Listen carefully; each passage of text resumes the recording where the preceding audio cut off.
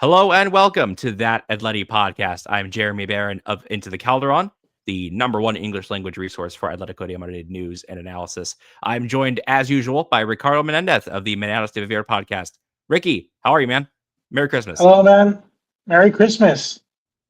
We're still in the Christmas period, aren't we? We sure no are. Boxing Day, no Boxing Day here in La Liga, but is that something you like? Do you like spending your Christmas holidays surrounded by sport? I know there's a lot of debate about all the basketball madness that takes place. I do. As an American, I've gotten used to watching just the NBA on Christmas. Yesterday there was like 3 games back to back NFL during the Christmas Day.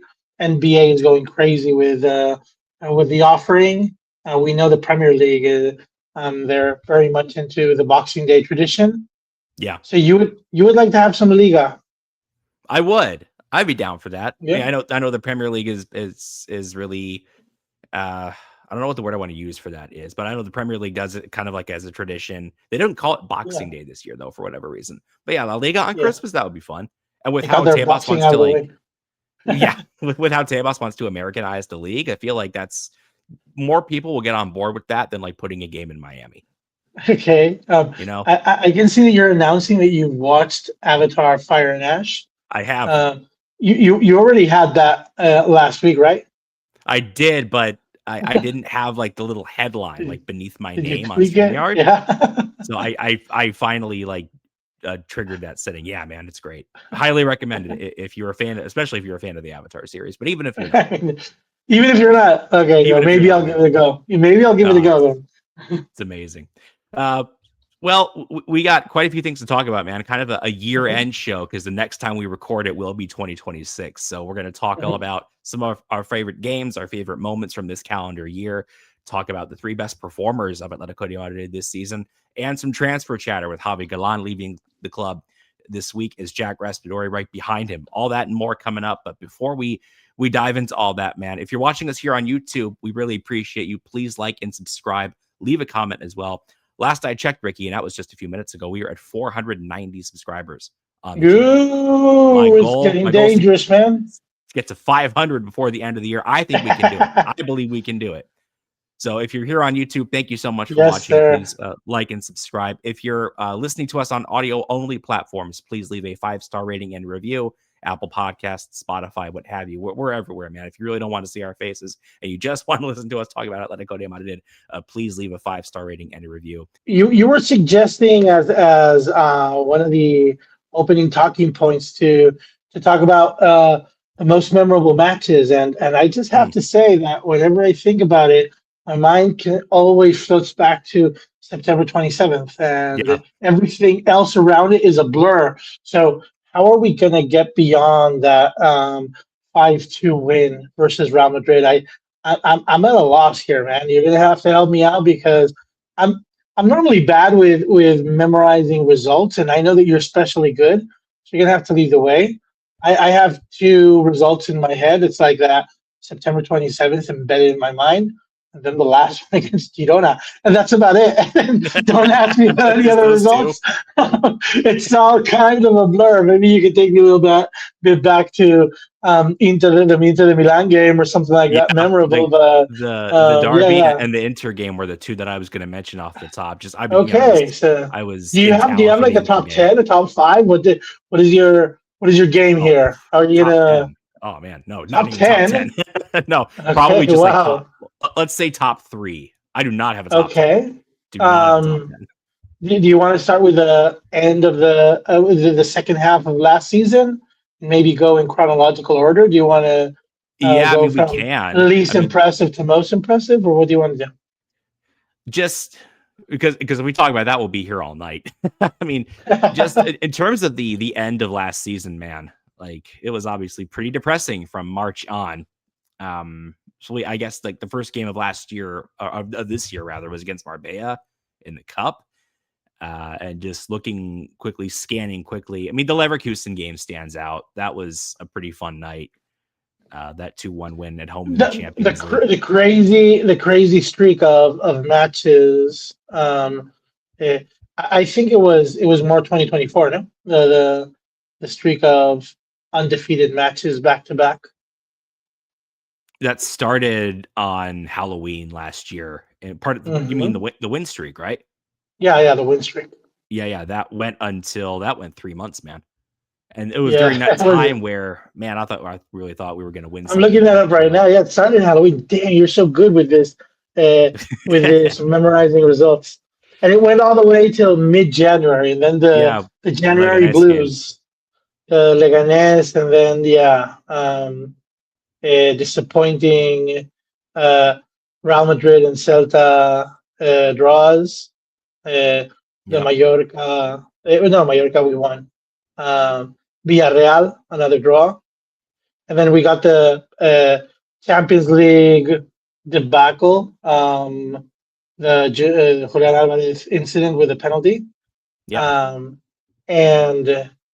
well, we went to Bernabeu, lost there in a tight result, and we had the Getafe game, and then we had that bummer Champions League game. No? Yeah, so I'd say that stretch of 4 games in a row, Real Madrid in the Champions League, Getafe sandwiched in the middle, and then Barca right after that ruined our season.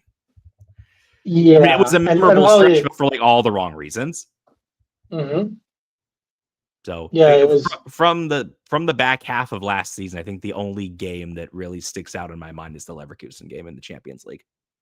The Leverkusen one, yeah. Yeah, that's probably. And then for this season, it's like you mentioned, man. I mean, I can't look past the derby. Just given what that particular match meant, our first meeting with Madrid since the incident in March, how special it was to put 5 past them for the first time in 75 years.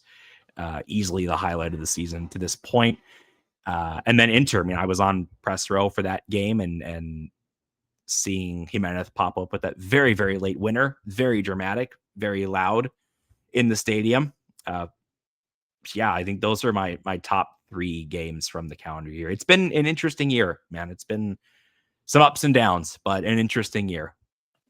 I can't choose any different game, so I'm going to go with the other side. Do you have anything in mind of what were the most disappointing games that you remember? I for example, I had no expectations with the Club World Cup, and I know that many people were excited about how deep we can go into this competition. I just thought it just felt like a summer tournament to me. It didn't feel as exciting. I understood where the excitement came from. It was a lot of prize money and a lot of reputation that could be won by winning big sides. We stumbled against PSG. I don't consider that. I didn't even have a memory of that loss. I had to go back and remember what was happening during June. Do you have the feeling that had any repercussion whatsoever? And I think it really turned on the alarms that Atlético de Madrid had to get going with the signings. Maybe that's the only thing that maybe it was the catalyzing effect of that loss. Yeah, I don't think it really changed anything about what the roadmap was for the club in terms of making the signings. And later on in the show, we're going to kind of reappraise those signings and what we thought of them then and what we think of them now.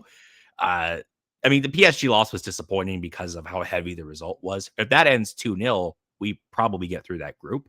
But because it ended 4-0, we didn't. And we talked about a lot before the end of last season about how the Club World Cup was a bit like a poison chalice. There were some positives. There were a lot of drawbacks as well. The 4-0 loss to PSG was disappointing, but I found that loss at Getafe to be much worse, obviously.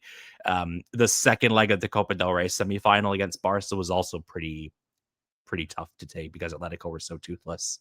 It was by that point in the season where this was the last trophy Atletico had to fight for, and they put in a really dispiriting effort at home. So those are 2 that stick out. And then I think the Espanyol game from the very start of the season is the last one I would choose. Because we haven't had a full game since then. I mean, Yeah, it was disappointing, but especially I don't know if you have that feeling that it was a period of disappointment, not only a single match. Mm, The team just didn't seem to be mm, getting into rhythm. I had that feeling that there was a lot there was a lot to be done.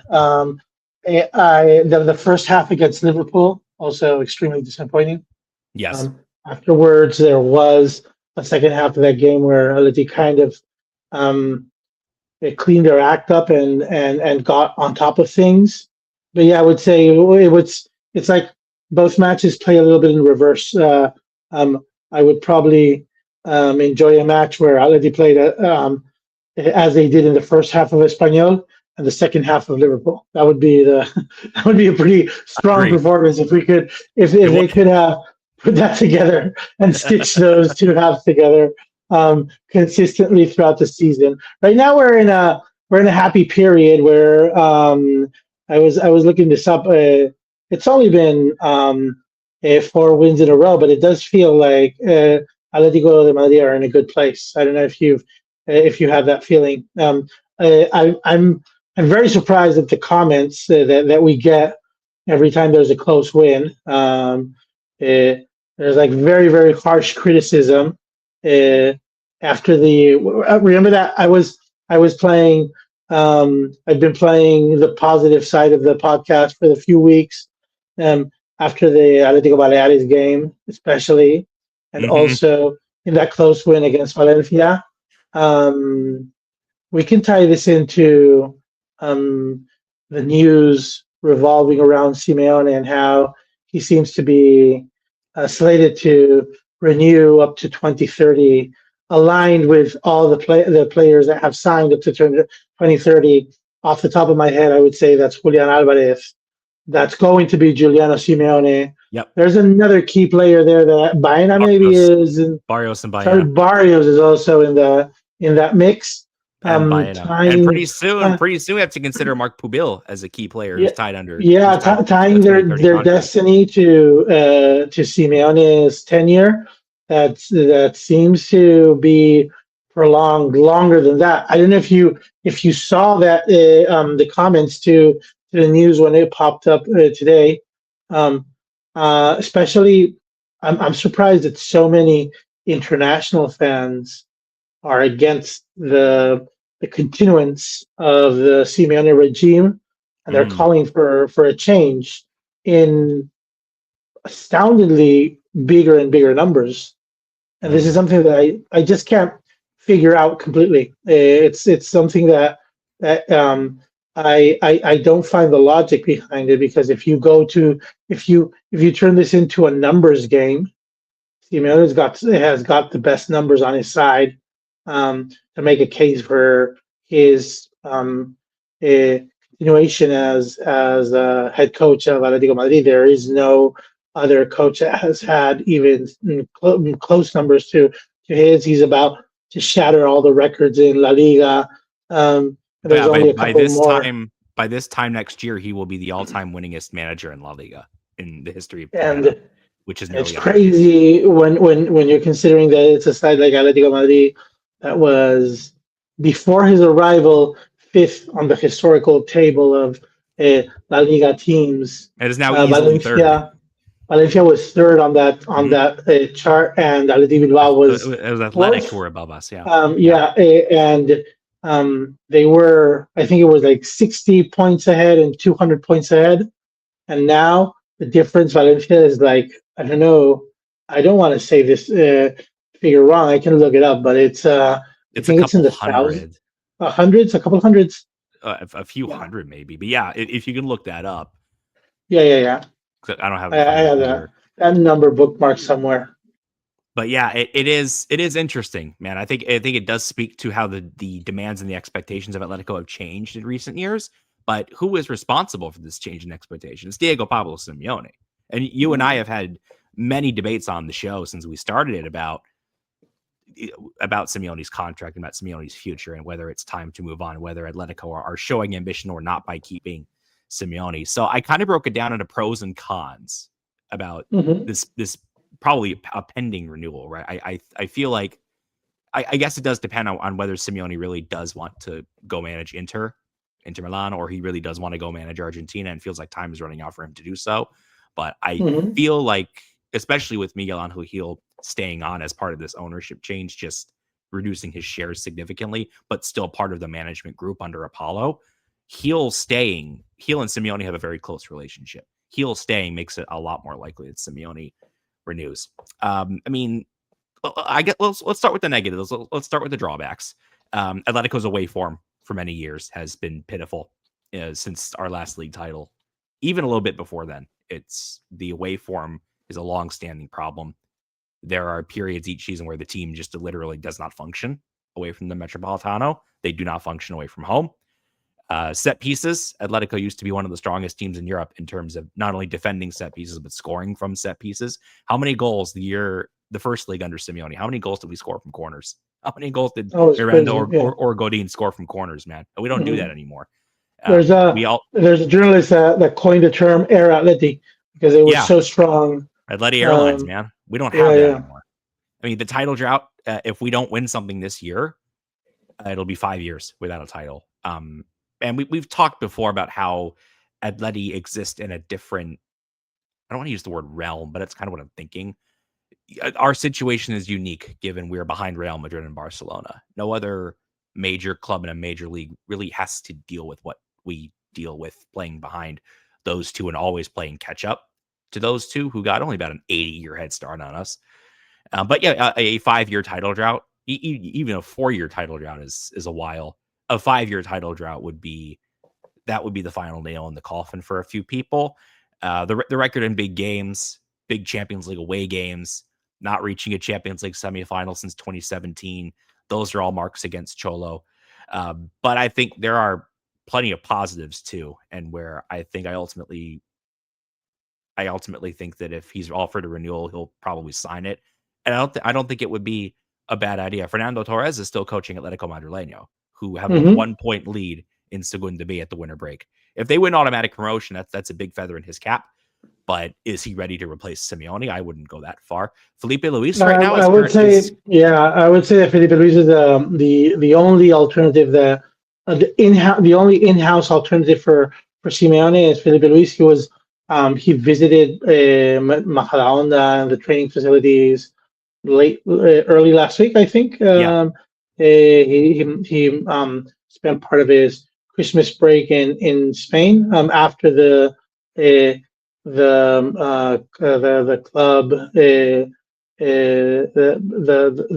final that Flamengo played against PSG, and it was PSG against the Intercontinental Cup.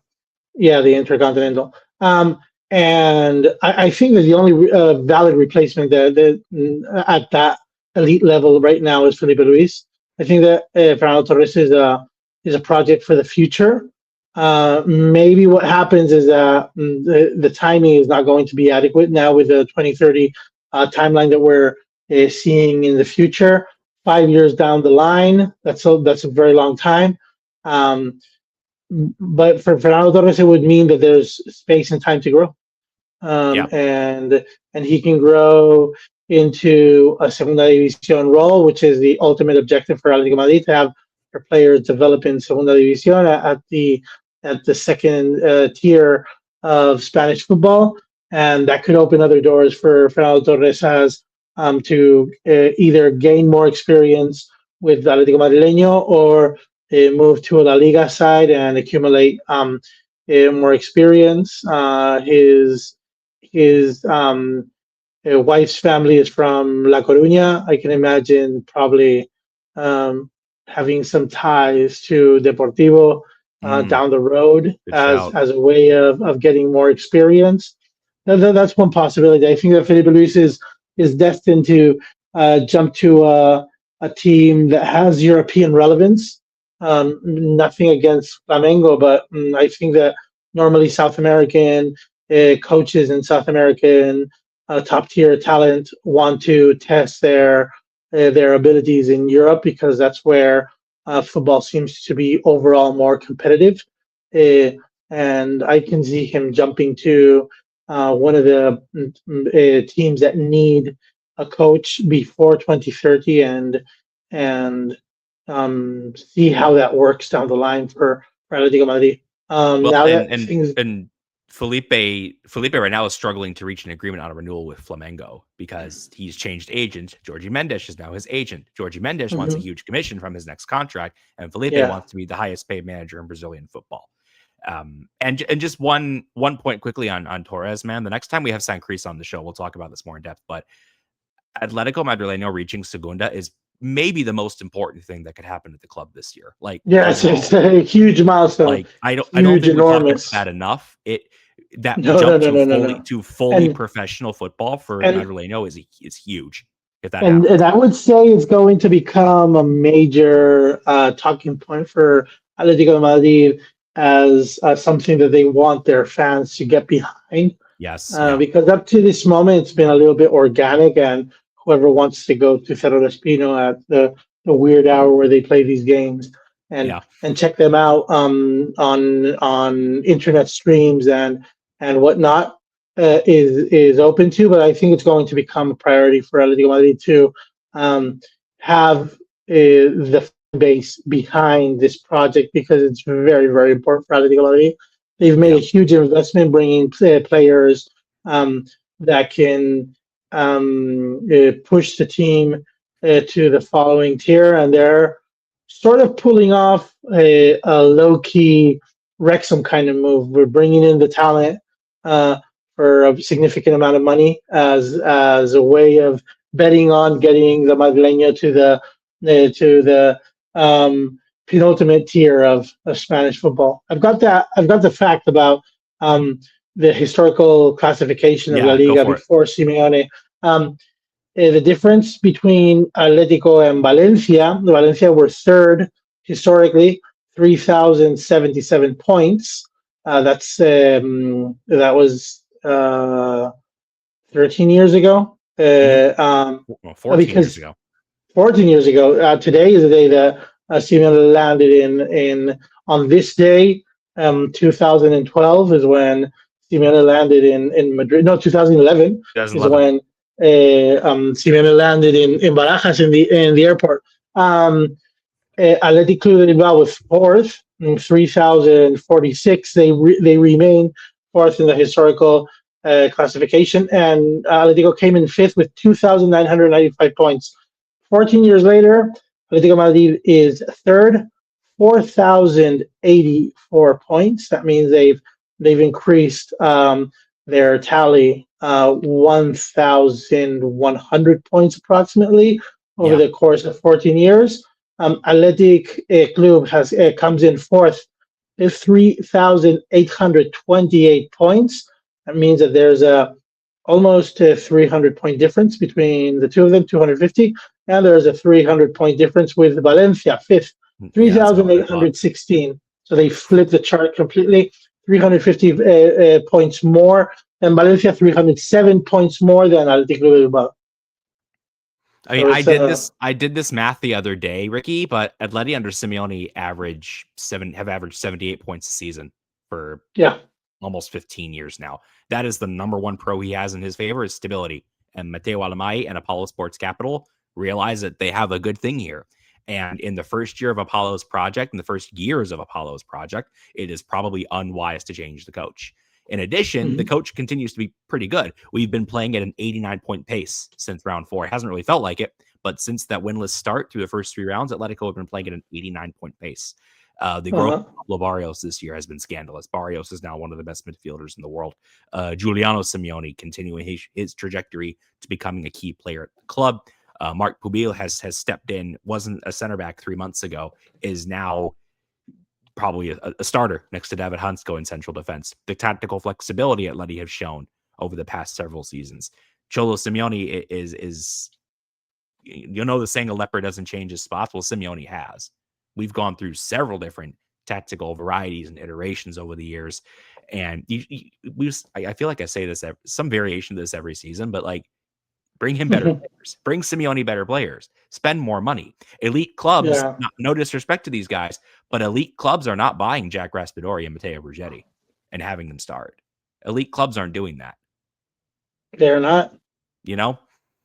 And when we were talking these days about La Liga's standings, I just want to do the math because if if we doubled the tally that all the teams have right now, I know that Atlético Madrid, Real Madrid, and Barcelona are playing. They've played one more match, Liga match in Villarreal. Well, two more Liga matches in Villarreal and one more Liga match in Espanyol. We would be in another very, very exciting low point kind of Liga finish. And I'm willing to think that there's probably going to be 4 teams involved, if not 5. I don't know if Espanyol can keep the pace, and I very much doubt it. That they can keep the current pace. They have 33 points in 17 games. But last La Liga, we were talking about Barcelona collecting 88 points over 38 match days. And it seems like it's going to be a very similar league. It's not going to be 100-point leagues. Those are the leagues that only Barcelona and Real Madrid can aspire to conquer if it goes to the final rounds with a high tally of points. I think it's going to be an exciting league. And if Atlético Madrid remains consistent in getting the results, and it all depends on the away form, I think we're in for an exciting second half of La Liga. I sure hope so, man. I sure hope so. Let's talk about the best performers of the season so far, man. Who do you have for your top 3 performers for Atletico this season, and maybe an honorable mention or 2? I would say that. Would you want me to start with number 3, or would you want me to start with number 1? Let's do it in third, second, first. It's like ascending order. Third, second, first. Third is where I struggle the most because if I take the overall season, I still lean towards Julian Alvarez, and I think that Julian Alvarez is an interesting player that will sooner or later go back to form and be that interesting player. I think that my top 2 picks are very, very clear. I'm indecisive about the third spot, so I would pass the baton to you on that third spot because I'm really struggling because depending on the month you ask, it can be Koke, it can be Griezmann, it can be Julian Alvarez. It can even be Sorloth if you ask in a certain point, and that's against all my principles to name Sorloth as most valuable player of any part of the league. Right now, the player that's coming in very hot is Marco Vil, but it's not always been that case. Jano Black, he's had his ups and downs. It's very difficult to find players that are consistent performers, and that's probably the problem that this roster has had. It's been inconsistent, except in two positions. In my opinion, it hasn't had that consistency and performance. Even Llorente has been for a long time a very consistent performer. Well, speaking of that, I have Llorente at number 3 on my list. Makes sense. Makes total sense. I mean, he's out of our mental picture right now, but if we take the whole year, we definitely have to take him into consideration and consider that he's racked up enough credit to get that bronze medal, that third spot. Makes total sense. He came back against Girona, and the defense immediately looked better. I mean, you mentioned Oblak, and I'm still thinking about that Oblak conversation with. We've had the same conversation with Jimenez in other parts of the season. Yeah. I mean, Llorente is, I think, kind of similarly a transformational figure when he's in the squad. And Oblak's recent form as well has been super good. The save he made against Witzel at Montilivi, scandalous. He waited until December 21st to make the save of the year. Oblak is probably one of my honorable mentions, I would say. But it also changes by the week or by the month. So I have Llorente third. I have Koke second. Wow. The way Koke's performed, I'm quite surprised. Season, the way Koke's performed this season when he wasn't expected to have a major role, if Koke had been in worse form, our midfield would have turned to silly putty. with Johnny's fitness issues. Koke has stepped in and stepped up. The guy turns 34 in 2 weeks, and he's really turned back the clock a bit this year. I'm very, very pleased with the standard of Koke's performances. And my number one is Barrios. I think Barrios is the best player in the team, with all respect to Julian, but Julian has scored, I think, 1 goal in the league since the start of October. And we've talked about Julian's dip in form, and I think there are mentally, I don't think he's very sharp. Physically, I don't think he's very sharp. The injuries around him in attack, Baena comes in and out of the team. Surloth comes in and out of the team. Griezmann comes in and out of the team. Almada as well. The injuries in attack haven't helped Julian find his best version either, to paraphrase a Spanish saying. But Barrios' growth this season, I mentioned it just a moment ago, but how many midfielders in La Liga are better than Barrios right now? It can't be more than 2. Like, maybe Pedri. Like just Pedri.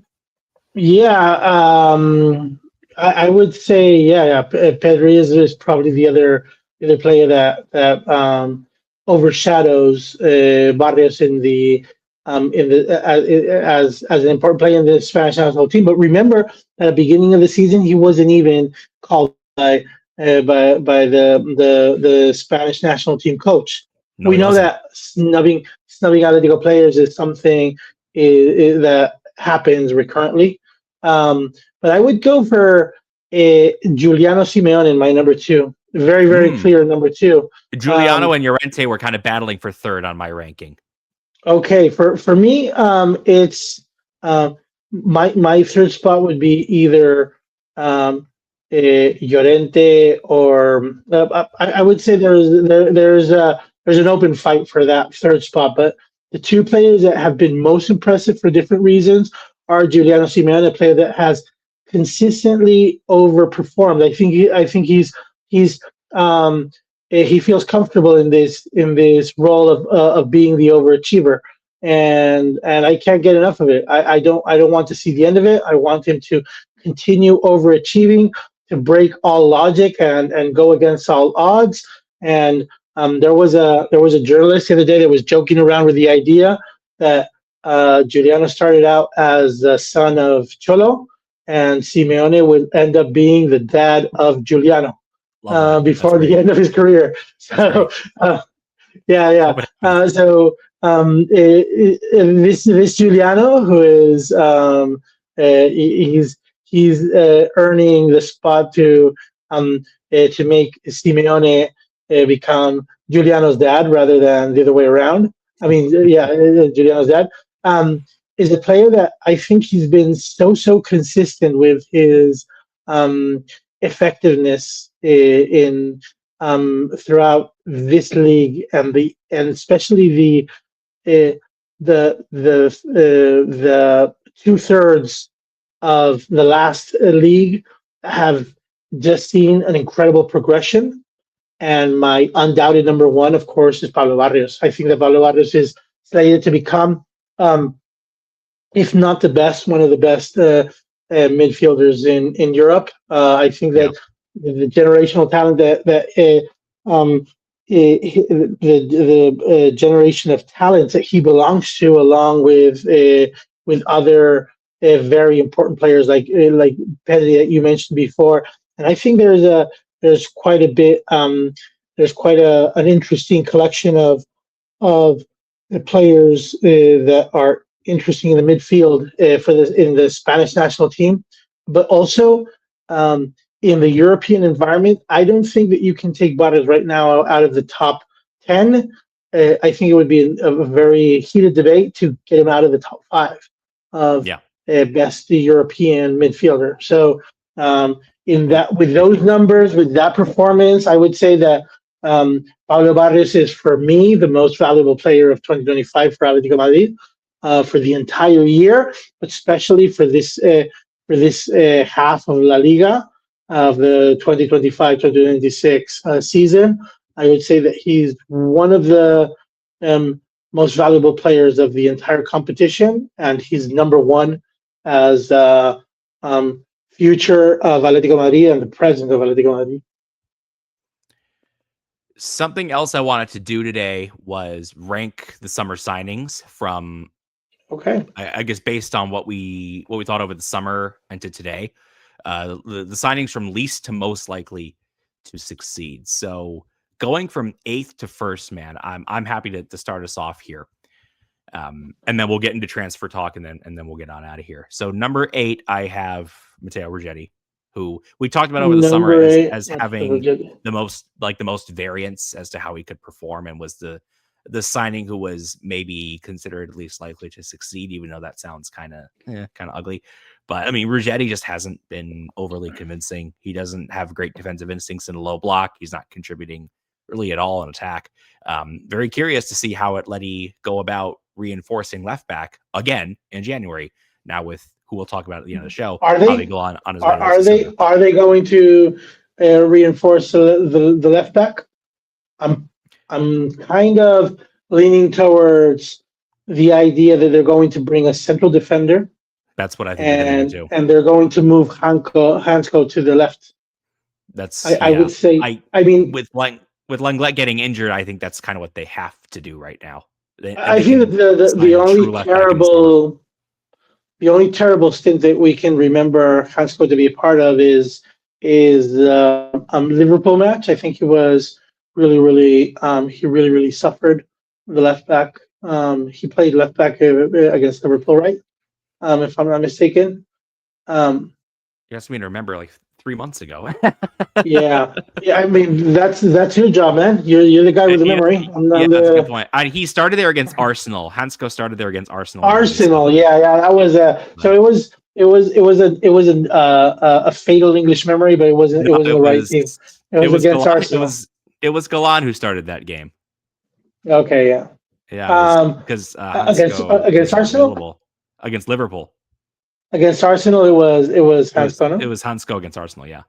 And that's where you really thought that he was in. He didn't feel so elite in that match, and I remember when we were analyzing that match, it was just so many different items of bad news on that front.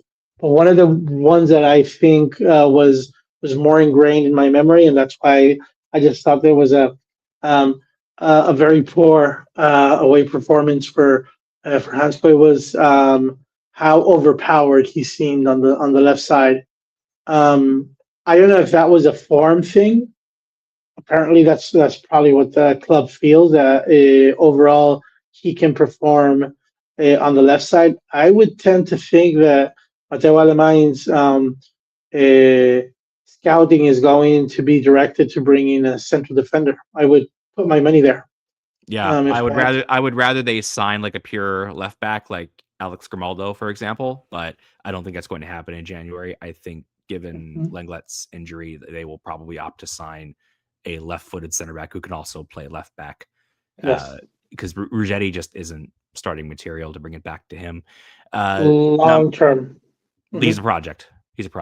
Yeah. Number 7, Raspadori. I didn't see the need to sign Jack Raspadori, and it's no shock. There's not going to be a lot of debate here. Yeah, I mean, it's the bottom of the barrel is definitely Ruggetti and Raspadori for them to battle it out to see who's performed worse. I think it's in the case of Jack, it's just a lack of opportunities combined with a lack of a clear position or a need to fill. There's just many players that fulfill a certain role, and he's just one more addition to that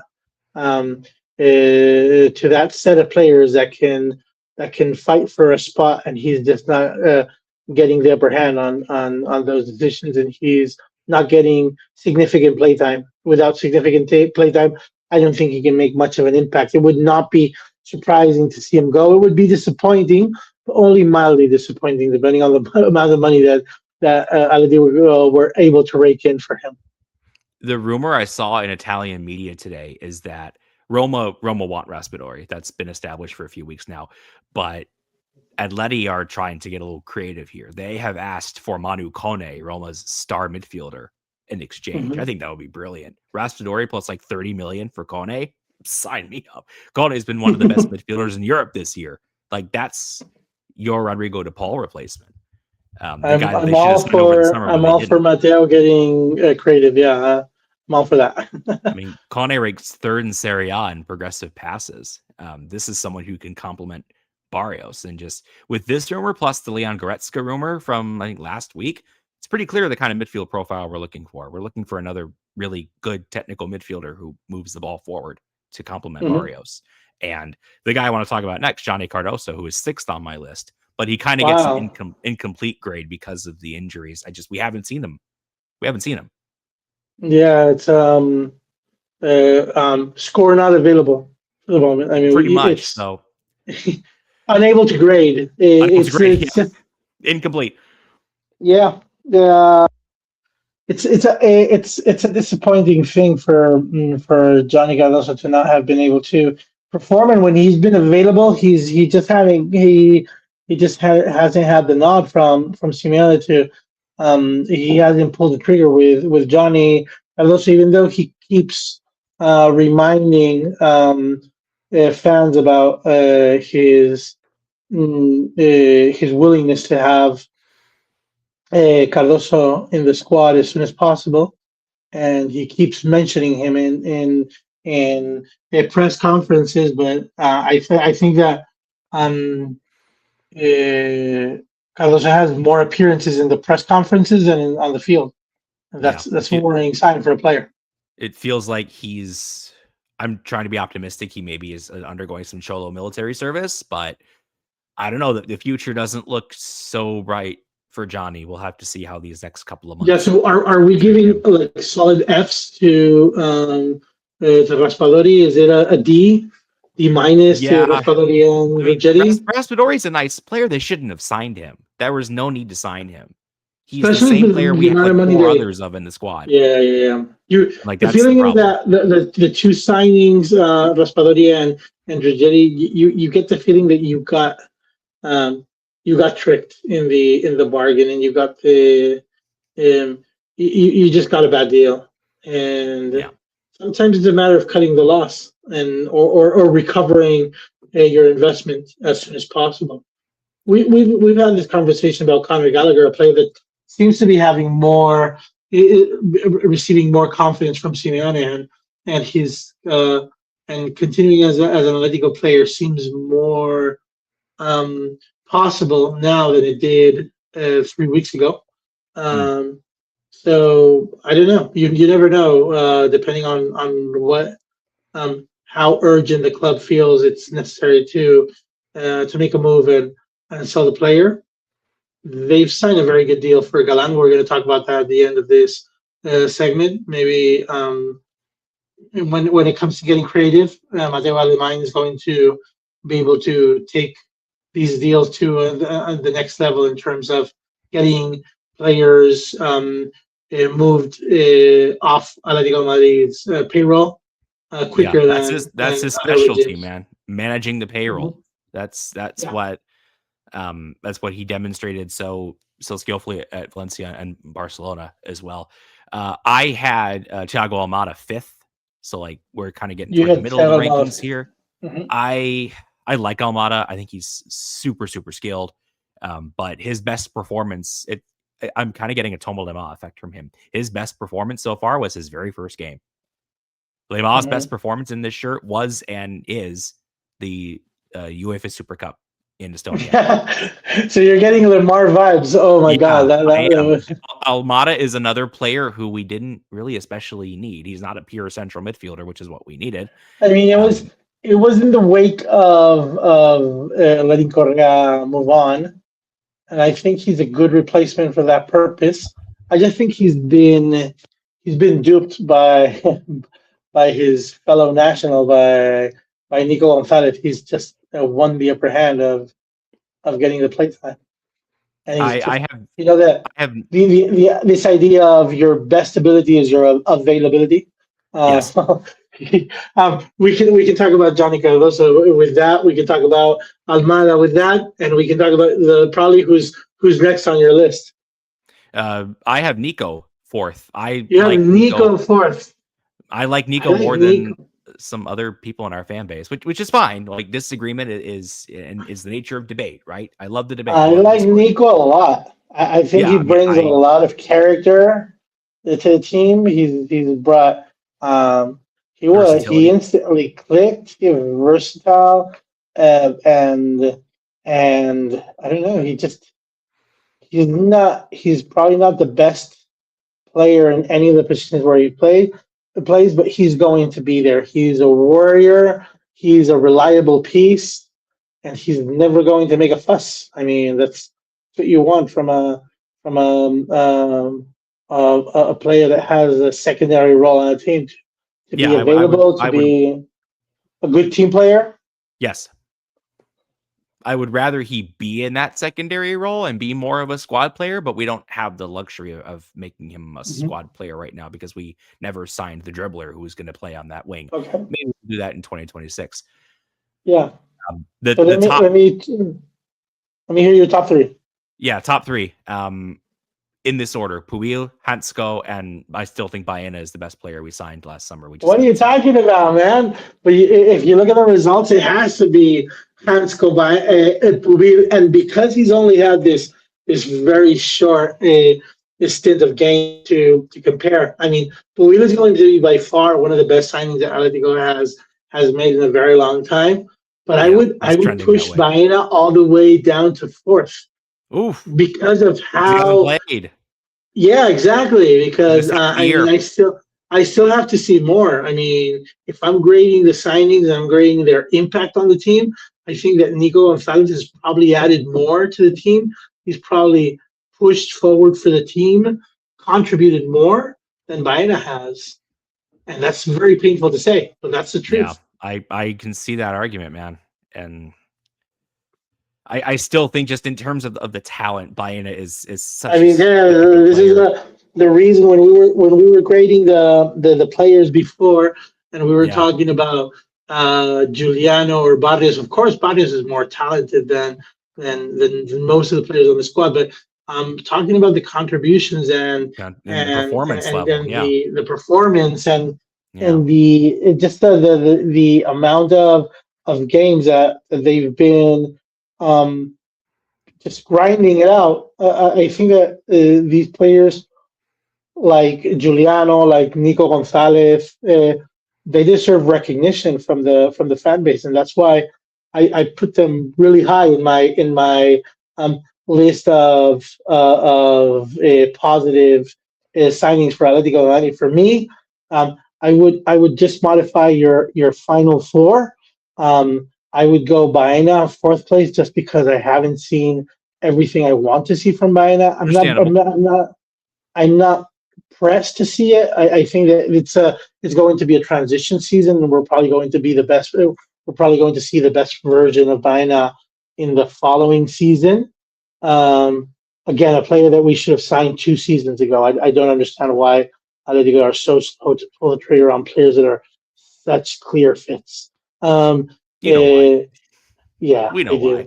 It always has to do with the same thing. Nico Gonzalez comes in third just because of how much of a role player he's become. He's like a Giuliano second part, or very, very useful for the team. I think the amount of money that you're going to have to pay for him is reasonable. It's going to be painful to pay money because you don't want to pay money. Or the least amount of money possible for players, but I think it's a reasonable amount for the player you're getting. I think he's going to be a significant part of Atlético Madrid for the upcoming future, the upcoming seasons. For sure, Marc Pubil is second, but by the end of the season, I predict that we're going to have him ranked number 1 or number 2 in our preferences, because of how outstanding his impact has been. And of course, number 1 is Hansko for me, because he's just been an instant fit, outstanding player, and a tremendous upgrade for Atlético Madrid.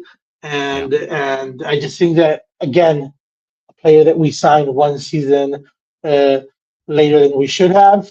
It's just great that we have him. I'm very happy with the two central defenders that we have. I think it's going to be a rough time either for Lenormand or for Jimenez to find their way back to the starting 11 consistently once Jimenez is available. We know that Robin Lenormand has started to inch his way back into the starting 11. If Pubil and Hansko are playing at that level, if there is a player that is signed for the left back that convinces Simeone more than Hansko, I think that one of the two players are going to have much less play time than they expected at the beginning of the season. I don't know, down the line, that's going to have an impact on their future in the team. I think that it's great news for Atlético Madrid to have such good players as Hansko and Mark Puig. Well, in recent days, man, we have been linked with Marco Senesi of Bournemouth and the Argentina national team. One of the best left-footed defenders in the Premier League. He ranks second in the entire Premier League in long passes completed, behind only Jordan. Apparently, Pickford. you can never have enough Argentinian players. You can, especially one with this good a left foot and these kind of metrics, like these pure defensive metrics in terms of ball recoveries, tackles, interceptions, blocks. Let me tell you how possible it is. What passports does he have? If he has an Italian passport or a Spanish passport, I mean, it's done. He has an Italian passport. Okay, so that's a done deal. They're really going to sell everybody. Your pal Javi Gomara said today in MD Thursday or Friday in MD that Atleti are considering signing him in January. His contract's up in June. If they drink mate, if they like asado, I mean, they're part of the gang. Immediate fixes for the team. Yeah, they're. I think Senesi would be a really, really good signing. Next week, we're going to talk about the Paseo de Leyendas vote because I still haven't voted. It just came out this morning. I know you have voted, but we'll talk about it next week when we both have voted. The last thing I want to talk about today, it feels it's a very frustrating vote because it feels like you're doing someone very, very dirty because in top 20, it's impossible to choose your 20 favorite Atletico players. It's divided into 4 periods. The first period are absolute legends that we heard about in history books. We haven't seen play. The second block are the players that our grandparents have talked to us about for our entire lives. Some have indelible. They have indelible marks on the club's history. Third block is the one where many of us have already seen those players play. Some of our earliest Atleti memories are linked to those players. And the final one are the Cholismo players, and it's all about the players that have played under the Simeone tenure. I would say that all of them or most of them, 90% of those players have played under the Simeone regime. So it's basically the block of ones we've enjoyed that have retired, the ones that made us fall in love with Atlético Madrid for the vast majority, unless some of our listeners, viewers are newcomers. In any case, you're all welcome. But if you've followed Atlético for longer than a decade and a half, there's going to be a lot of familiar names that you love and remember.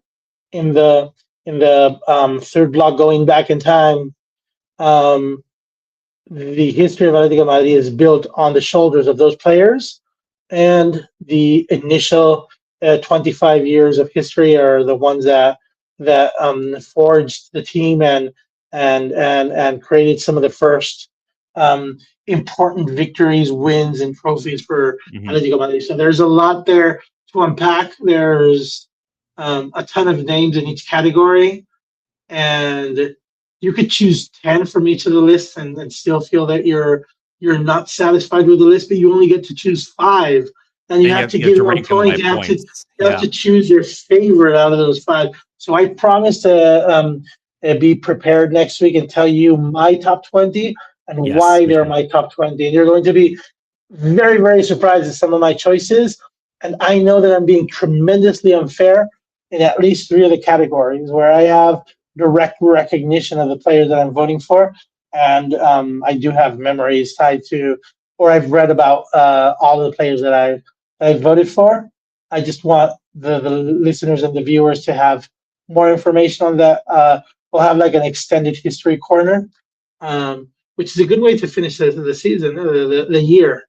The year. Yeah. Maybe we can reach 500 with that one. Yeah, that might be the one, man.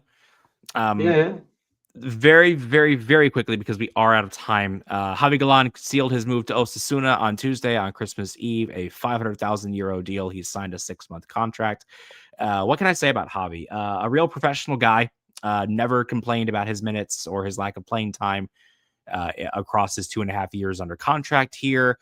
Had a great run as a starter last year, was exposed when we played bigger teams. But I had a soft spot for Javi. Not talented enough quite to play here, not at the level required. He was signed very cheaply from Celta. You get what you pay for. But shout out Javi. I always liked Javi, and it was cool to see him get a real run in the team last year. So professional, and his goodbye messages is a little bit of a heartbreak. The way that he was so professional and so correct until the very end of his days as an Atlético player. The deal is a good bargain, I think, for both sides. It's a win-win situation. He's a luxury for Osasuna. That's a great he's a great signing. $500,000 for the player. Atletico get an extra €500,000 if Osasuna remain in Primera División next season. So the total value of the transfer would be €1 million. Pretty decent for a player that ends a contract in summer. So it feels like a win-win situation for both sides. If Osasuna makes it past the hump of the second part of the season and manages to not get relegated, they're going to be more than happy to shell out that extra $500,000 that they're going to get anyway for being in Primera. And for Atlético Madrid, it's a good signing. They make a little bit of money. I was talking to Javi Galán this morning, and he thinks it's Atletico undersold, but I think it's a matter of selling right now at this moment rather than asking for the full value that you think the player has. I think it's just a matter of cutting losses and making space for whoever can come to the team. Yeah, I agree. And on that note, we're going to leave it there. Thank you, everyone, for listening to this edition of That Atleti Podcast. Make sure to like and subscribe if you're watching here on YouTube, as we tick ever closer to our goal of 500 subscribers. Leave a comment as well. In addition, you can listen to the audio form of this podcast on Spotify, Apple Podcasts, really wherever you prefer to listen. You can find us on Instagram and TikTok at That Atleti Podcast, intothecalderon.com, where you can read my writing and the work of our small but wonderful team. Facebook and Twitter at Into the Calderon. I got my account back. I'm no longer subject to a cryptocurrency scam. So I'm a Jamie Beren. Ricky is Ricky AM. And the next time we chat with you all, it'll be 2026. Until then, adios.